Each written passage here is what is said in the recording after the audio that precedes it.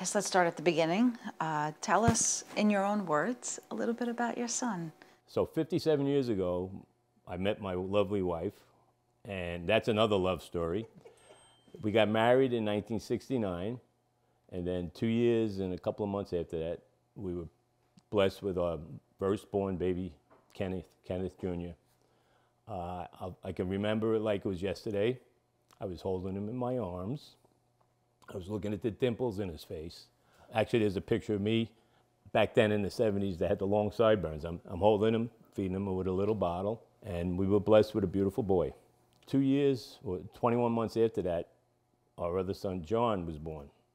And after John was born, Kenny went right into big brother mode, holding him and cuddling him and all that. Kenny was only 21 months old. And of course, we've had other children. We had Tony Ann and then Tommy. And I think through the media, you guys all know them as adults now, if you've been watching the news. So Kenny loved sports. I remember when he was a little baby, there was this multicolored rubber ball. He would sit on the bed with his legs open, and I'd roll it to him, he'd roll it back to me. As he got older, he was pretty good in sports. Actually, I always thought he was going to play soccer because he was an excellent soccer player. As he got older, he chose football and baseball, which he was good in any sport he tried. Anything with a ball or whatever. A hockey stick, they used to play hockey out in the street. So we lived on Robin Hill Place. It's a cul-de-sac. A lot of kids in that neighborhood, in that block. We never had to worry about our children. No cars would come down there. They knew when they had to come home, for dinner and all that. And they had a wonderful childhood. 2 houses down from us lived John and Linda Pastelacqua. And they had 3 daughters, Kim, April, and Heather.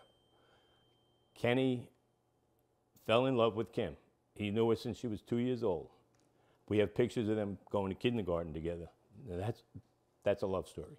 He would be sitting out on the curb waiting for Kim to come out to play. They broke up a couple times or whatever, but finally they both realized they were made for each other. They got married.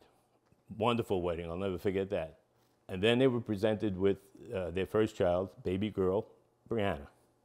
Just let me tell you, grandchildren are a lot different than having your own child, because we could spoil them, let them do whatever we wouldn't let our kids do, and then they go home. And my kids always challenging me on that. Well, Dad, you didn't let us do that. I said, well, that's my grandchild. So anyway, so they had Brianna, then they had Tyler, and in 2005, that's when Kim was diagnosed with sarcoma. And we lost Kim in 2006. Prior to that, we lost our little angel, Carson Lolly Pohlman. That's my son John's and Allison's daughter. And so that was 2 tragedies we had there in a short period of time. And so this isn't our, I want to say, first rodeo. We've been through this. Pohlmans are strong. I have an army behind me. I am blessed. I always said my children are my lottery. All right, so we lost Carson first, then Kim. Within 4 months. Within 4 months. We now can understand how John and Allison feel. We lost our child. So Kenny lost Kim, and Kenny, and I'll tell you what, when Kenny would take Kim anywhere she would want to go to try to get treated for it. She tried all kinds of options and all that. I was so impressed with Kenny, listening to him talk, it sounded like he was a doctor. He was so involved with, he would mention, I just couldn't believe it. He was like a doctor. He was really into the whole treatment and all that. So anyway, we lost Kim, and Kenny wanted love in his life. He wanted what his 2 brothers and his sister had. They have a loving spouse and children, and that's what Kenny wanted. And he tried several times. 2008, he got married to this lovely girl, Lisa. They had a child in 2009. Her name is Jenna Faith Pohlman. They named her Faith. Her middle name is Faith because they felt it was faith that brought them together. Unfortunately, that didn't work out, but thank you, Lisa, for that precious gift of Jenna. Then after that, Kenny tried, dating several women which still loved Kenny. They were actually at his funeral and heartbroken just as everybody else was. Kenny wanted what his mom and dad had. I mean, we've been married 55 years. So finally, a year and a half ago, he started dating Kelly. What a lovely girl. I mean, we didn't know her that well, but we saw her. We spent holidays together. She was always trying to get the families together. She just wanted the same thing Kenny wanted. Family was most important to her. She had a beautiful daughter, Gianna, and so after they were dating for a while, Kenny and Kelly made a commitment. Kelly moved into Kenny's home with Gianna. Kenny welcomed them. Kenny's children welcomed them. They were so happy. As a parent, all you want for your kids is happiness. We were happy. It was a beautiful thing. If you go up to the house or up in their room, you can see all the love. I mean, Kelly just filled his home with love. Posters, pictures, whatever. So Kenny welcomed her into the home. They were really happy. And then, one night, an evil monster decided to break in his house and kill them in cold blood. So we've had Kenny in our life for 53 years, 7 months, 17 days, 14 hours,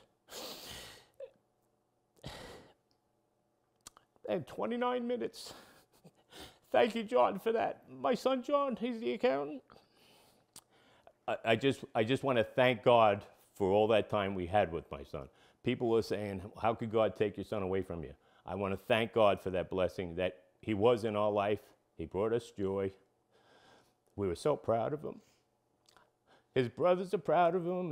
His sister's proud of him. His spouses are proud. The whole family and friends. Anybody that knew Kenny or this Pohlman family knew what Kenny was. I said at the church, I was trying to think what I could say for Kenny, but everybody there knew Kenny. I don't have to say anything about Kenny. I'm telling the people that don't know Kenny what kind of guy he was. He was thoughtful, caring, generous. He was courageous. He died saving the woman that he loved. He died. If it wasn't for a bullet, we wouldn't be sitting here talking about this. We'd talk about something else. The Pohlman family, we get by with a lot of humor and a lot of support. I mean, I have so much support. Like I told my daughter-in-law, she wished us luck today. I said, we'll be fine. I have a whole army behind me, and I know you guys have my back. I'm not here by myself. My whole army is here with me. My son is here with me. I can feel his presence. We're taking it hard. I mean, we have our good times and bad times. But last night, my son Tommy decides to make a text to all 18 of us. And, we're laughing, and, he's showing pictures, and he's saying, Tommy's really, he even said this at the Mass, we should say we love you more. We should hear that more, because you never know. You never know when is the last time you're going to be able to say it. Then, I don't know if you're familiar with the Jets cheer. You go J-E-T-S, Jets, Jets, Jets. So he ended it with P-O-H-L-M-A-N, Pohlman, Pohlman, Pohlman. And all the grandchildren were on it. We were all on it, answering each other. It was really a lot of fun. And I also wanted to mention, so after we put my son to rest, we went out to a luncheon. I had a ball celebrating my grandchildren. We were having a couple of drinks at the bar and all that. And we went back to my son John's house, and my grandsons and all the grandkids. We're having a good time. And I gave I gave all my grandkids hugs, but I gave Johnny, that's John's son, a hug and a kiss. I said, I love you. And he's going, I'm so proud of you guys. And he said, Pop, it starts from the top, which means right here. That's a beautiful thing. It does start from the top. It does. All right, so now Tyler, Kenny's son, my grandson, plays football for Springfield College. For the last 3 years, well, actually 4 years. 1 year, I was privileged to go with Kenny and Tyler to hunt, scout colleges that he was offered to join. So then 3 years ago, Tyler decided to play for Springfield College. Every football season, we'd be pumped now. And I would spend the car, because most of the schools were 3 hours away. I'd spend 3 hours with my son, Kenny, in the car, going to the game, spending the time with the game. We'd go out to dinner with Tyler, and then I'd spend 4 or 5 hours coming back. I went sometimes. You do, yes. When I was I am so grateful and thankful that I had that time, because it wasn't like a son. It was like my friend. And we laughed. We had a ball. So, 3 weeks ago was the first home game. And Tyler was on the fence whether he was going to play, go back to college, whatever. So he decided he wasn't going to play that night. But we all went up there to watch the game. And it was like, I mean, the Springfield College family is wonderful. They gave a beautiful moment of silence for Kenny and Kelly before the game started. And at the funeral, we took one of Kenny's jackets that he would wear to Springfield College game, and my daughter-in-law, Allison, made a nice sign that says 12th man. There's a term. There's only 11 men on the field. The fan that cheers and all that, they consider the 12th man. They carried on the towing course, the captains walked out holding that jacket during the tour, and which was awesome. That brought tears to an old man's eyes. So then after that, after the game, the mothers of Tyler's friends took the jacket and they framed it. They put it in a glass frame, and that'll be at where Kenny sits every game that I'm at. The team, they made these KP20 wrists. They made hundreds of them. We're all wearing them. The whole team's wearing them. I don't know if you can see that. It says KP20. Kenny was a motivator. He would say, "Show up." He would tell the guys playing, "Show up," or You got to play 100%. You got all day to rest. He was a motivator, and it's just amazing. I mean, I just want to thank everybody. It's like they say there's nothing they could do, but you are doing it. I mean, just saying we love you or so sorry. That's what keeps us going, and.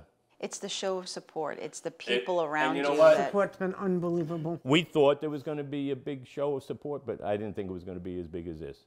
The first night at the funeral home, the director said there was at least 400 people that showed up.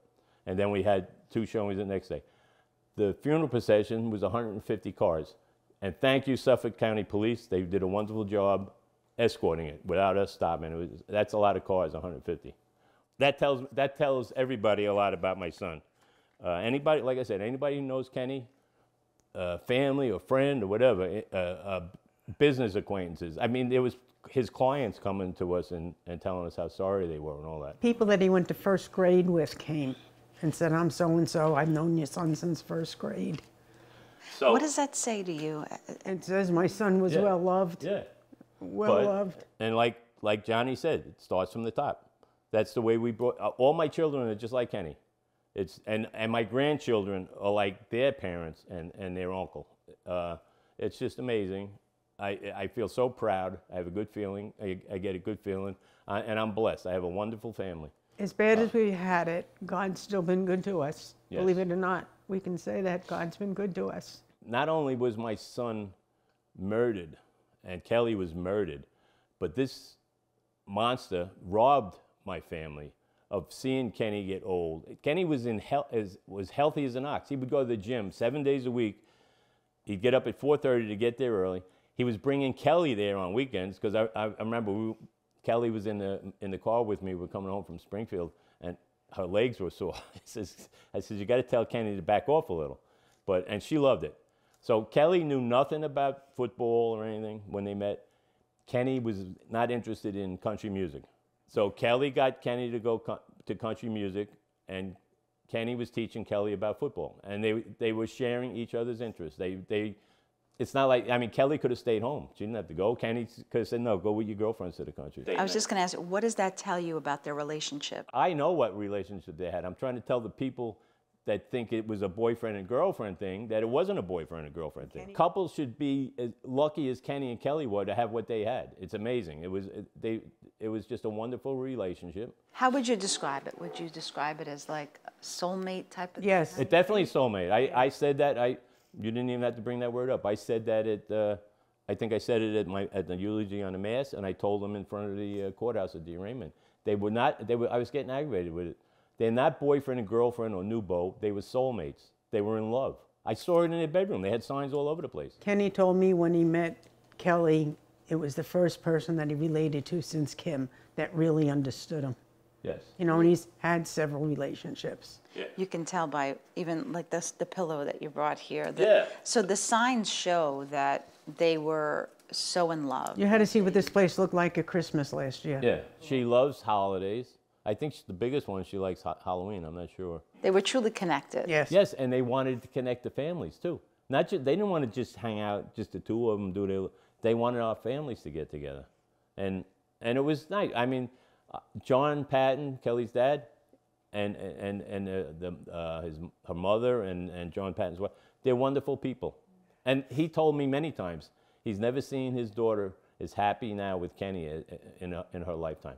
And he said that after the arraignment outside when they were interviewing us.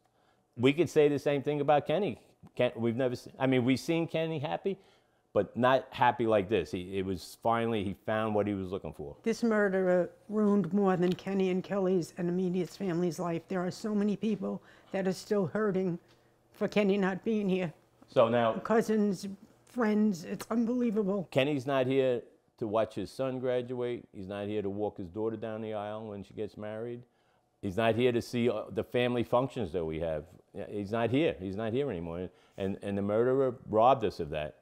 And I tell you what, it hurts a lot. I mean, like I said, we have our moments. I'll wake up in the morning and thinking something, and I start crying and all that, and then I think of something else.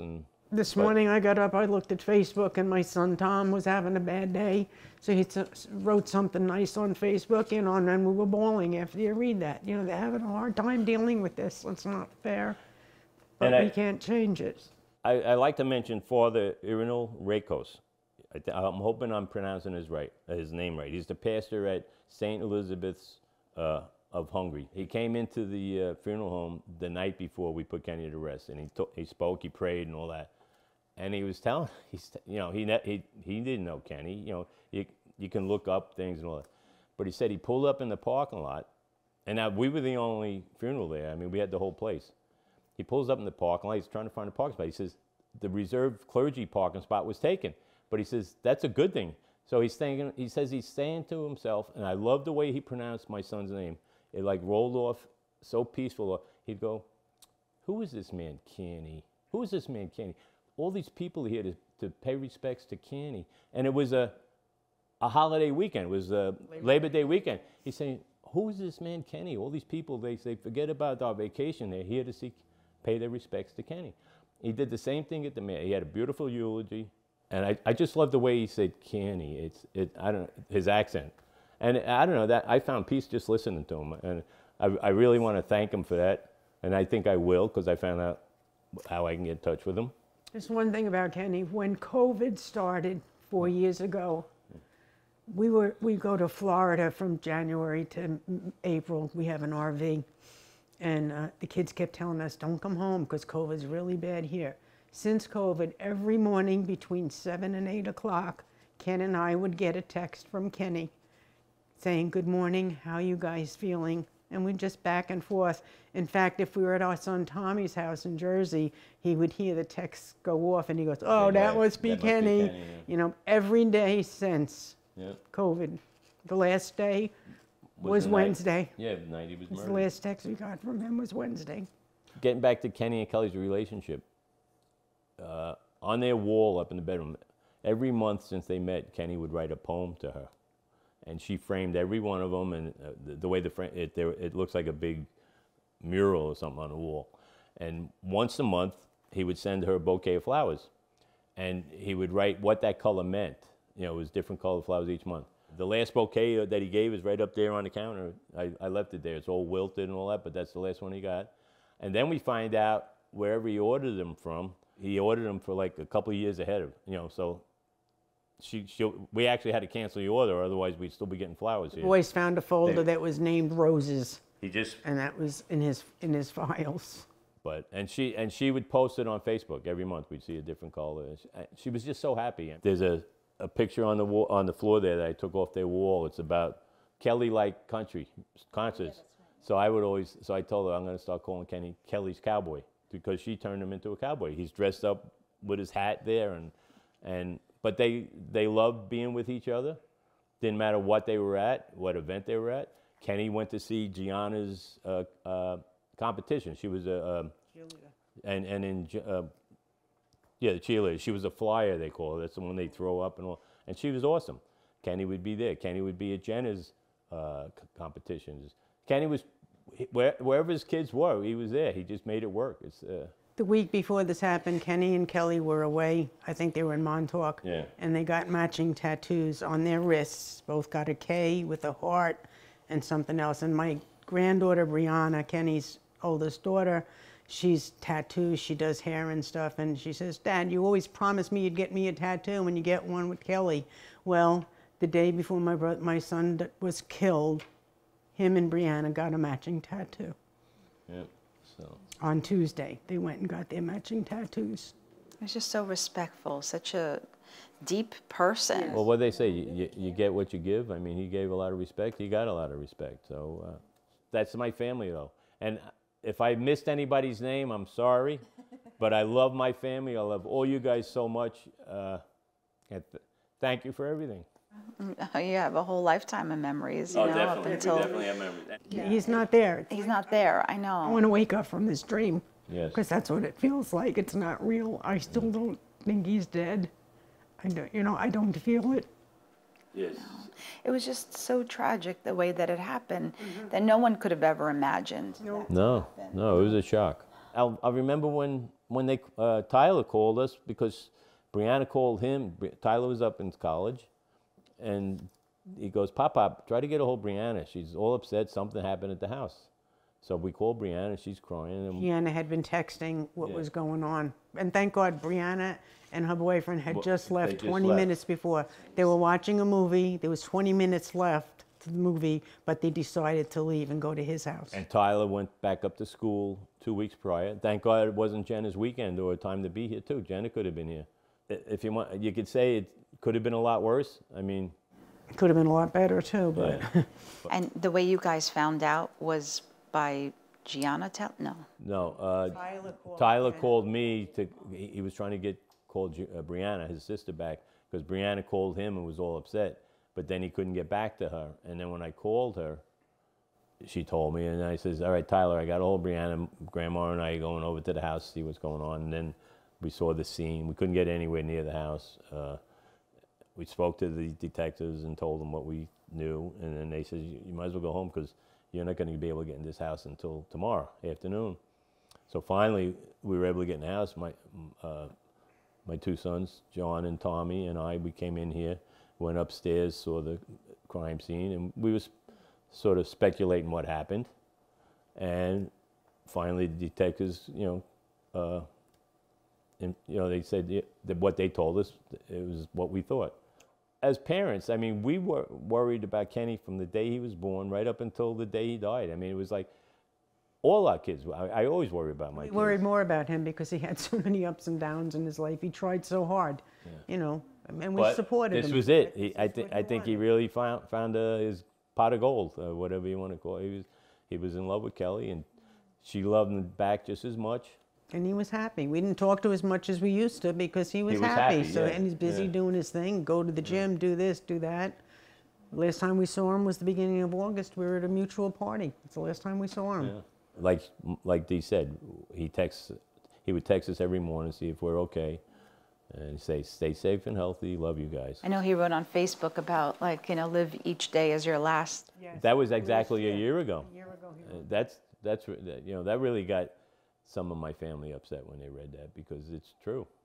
And that quote from Robin Williams, too. Yeah, there's a quote about Robin Williams where he tries to make people happy because he never wants people to be as unhappy as he is. And that's sort of how Kenny lived, because Kenny Kenny felt was that a nurturer. unhappiness, He wanted to, and he didn't want to see people unhappy, so he tried to make them happy. imagine this. All right, this is hypothetical. God forbid this happened to your son.